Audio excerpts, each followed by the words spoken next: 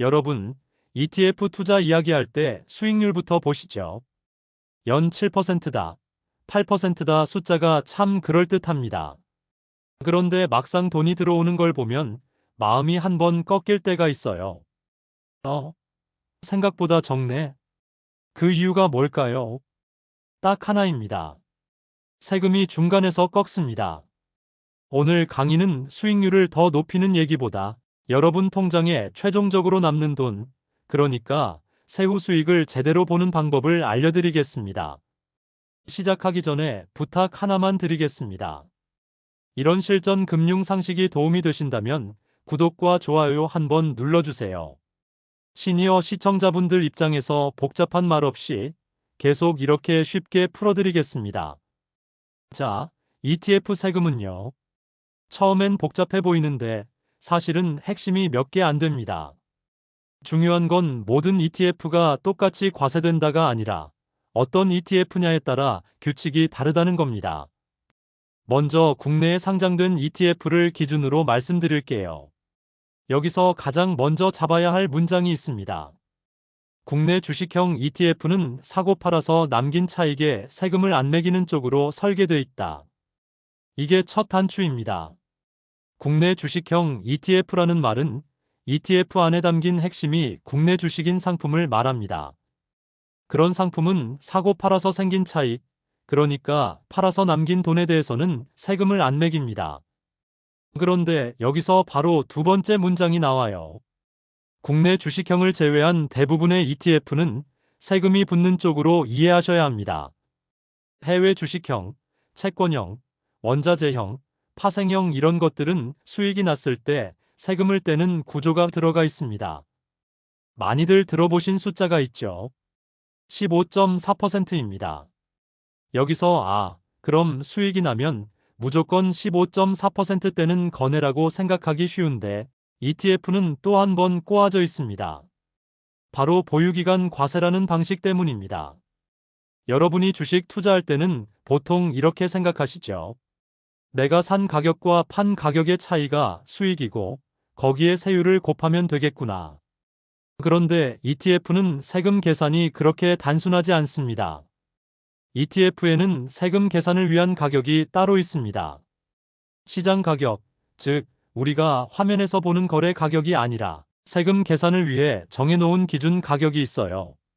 이걸 보통 과표 기준가라고 부릅니다. 이 가격은 하루에 한 번 공표됩니다. 그래서 ETF 세금은 어떻게 계산되느냐?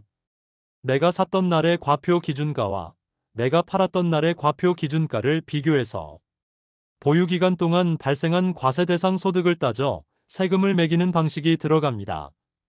여기까지 들으면 이런 생각이 드실 겁니다. 그러면 내가 실제로 벌었다고 생각하는 돈하고 세금 계산이 잡는 돈이랑 다를 수도 있겠네. 맞습니다. 바로 그 지점에서 혼란이 생깁니다. 그래서 중요한 규칙 하나가 더 있습니다. 실제로 내가 거래해서 남긴 수익과 과표 기준가로 계산된 수익이 다르면 그 둘 중에서 더 작은 금액을 기준으로 세금을 매기는 쪽으로 안내되는 구조가 있습니다. 이건 투자자 입장에서 굉장히 중요한 포인트예요. 세금이 무조건 크게 잡히는 방식이 아니라 둘 중 작은 쪽을 기준으로 세금이 계산되도록 설계된 면이 있기 때문입니다. 다만 여기서 제가 꼭 말씀드리고 싶은 건 세금을 줄이려고 단타를 하거나 하루 안에 사고 파는 걸 노리는 방식은 추천하지 않습니다. 세금보다 더 무서운 게 변동성과 실수, 그리고 수수료입니다. 특히 시니어 투자에서는 한 번의 실수가 계좌에 남는 상처가 커요. 세금은 부수 효과로 이해하고 투자 자체는 원칙대로 가는 게 더 안전합니다.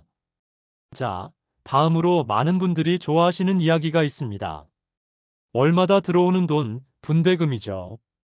ETF로 월급처럼 돈 들어온다, 이런 얘기 많이 보셨을 겁니다. 그런데 여기서 냉정하게 한 문장만 기억하시면 됩니다. ETF에서 나오는 분배금은 대부분 세금을 떼고 들어온다. 분배금은 거의 원천징수라고 생각하시면 마음이 편합니다. 받을 때 이미 세금을 떼고 들어오는 구조가 많습니다. 그래서 월분배 ETF를 생활비로 쓰시는 분들, 혹은 용돈처럼 받으려는 분들은 반드시 내가 받는 분배금을 볼 때 표면 숫자 말고 통장에 실제로 찍히는 금액 기준으로 계산하셔야 합니다. 그리고 커버드 콜 ETF도 요즘 정말 많이들 보시죠. 월분배 대표 상품이라는 말도 많고요. 커버드 콜은 구조가 조금 특이합니다. 국내 주식을 기반으로 만들고 국내 장내 파생 상품을 활용하는 방식이 섞이면 과세 대상 소득이 상대적으로 적게 잡히는 설계가 가능한 구간이 생깁니다. 그래서 어떤 상품들은 과세 대상 소득이 거의 없다는 말이 나오기도 합니다. 하지만 이 말을 그대로 세금이 아예 없다로 받아들이면 위험합니다. 분배금 자체는 원천징수 구조가 들어가 있는 경우가 많고 ETF가 담고 있는 주식에서 배당이 발생하면 그 부분은 또 과세가 걸릴 수 있습니다. 그러니까 세금이 0이라고 단정하지 말고 구조상 과세 대상 소득이 적게 잡히는 영역이 있다 정도로 이해하시는 게 정확합니다. 이제 여러분이 제일 헷갈려 하시는 구간으로 넘어가겠습니다. 국내 상장 ETF로 해외 지수를 사는 것과 해외에 상장된 ETF를 직접 사는 것의 차이입니다. 같은 S&P 500을 담고 있어도 한국에 상장된 상품을 사느냐, 미국에 상장된 상품을 직접 사느냐에 따라 세금 규칙이 달라집니다. 해외 상장 ETF나 해외 주식을 직접 투자하는 경우에는 연간 일정 금액까지 공제가 적용되고 그 이상에 대해 양도소득세가 붙는 구조가 들어갑니다. 여기서 중요한 건 세율 숫자 자체도 크지만 내 소득 구조와 다른 금융소득과 합쳐질 때 어떤 영향을 받는지까지 같이 봐야 한다는 점입니다. 특히 금융소득이 큰 분들은 국내에서 들어오는 이자 배당과 합산되면서 세 부담이 커지는 경우가 생길 수 있죠. 이 구간은 사람마다 상황이 너무 달라서 무조건 이게 좋다라고 말하기 어렵습니다. 그래서 저는 시니어 투자자분들께는 복잡한 싸움으로 들어가기보다 가장 쉬우면서 효과가 큰 선택지를 먼저 말씀드립니다. 그게 뭐냐? 바로 연금계좌로 ETF를 운용하는 방식입니다. 연금계좌, 그러니까 연금저축이나 IRP 같은 계좌는요. 그 안에서 ETF를 사고 팔아도 매매할 때마다 세금을 바로바로 떼지 않는 구조가 있습니다. 여러분이 돈을 빼지 않고 연금으로 받을 때까지 가져가면 세금을 뒤로 밀어주는 효과가 생기죠. 이게 굉장히 큽니다.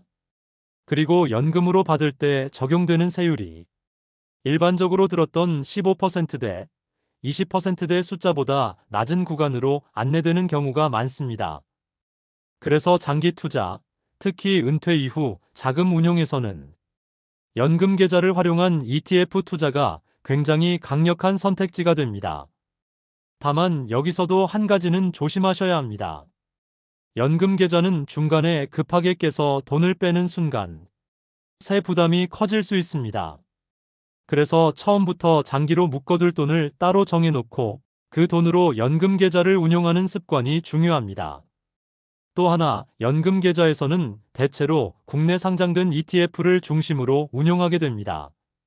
해외 상장 ETF를 그대로 연금 계좌 안에서 직접 매매하는 건 제한이 있는 경우가 많아요. 그래서 현실적인 방법은 국내에 상장된 해외 지수 ETF를 잘 활용하는 겁니다. 여기까지 들으시면 오늘 강의의 결론이 깔끔해집니다. ETF는 수익률만 보면 반쪽짜리입니다. 여러분이 진짜 봐야 하는 건 세금 떼고 통장에 남는 돈입니다. 국내 주식형 ETF는 사고 팔아서 남긴 차익에 세금을 안 매기는 쪽이 있고 그 외 많은 ETF는 15.4% 과세 구조가 깔려 있는데 ETF는 세금 계산이 시장 가격이 아니라 별도의 기준 가격을 따라가며 분배금은 대부분 세금을 떼고 들어오는 구조가 많고 세금을 가장 깔끔하게 다루는 방법은 연금 계좌를 이용해 장기로 가져가는 방식이라는 것. 여러분, 오늘부터는 투자할 때 이렇게 한 번만 생각해 보시면 됩니다.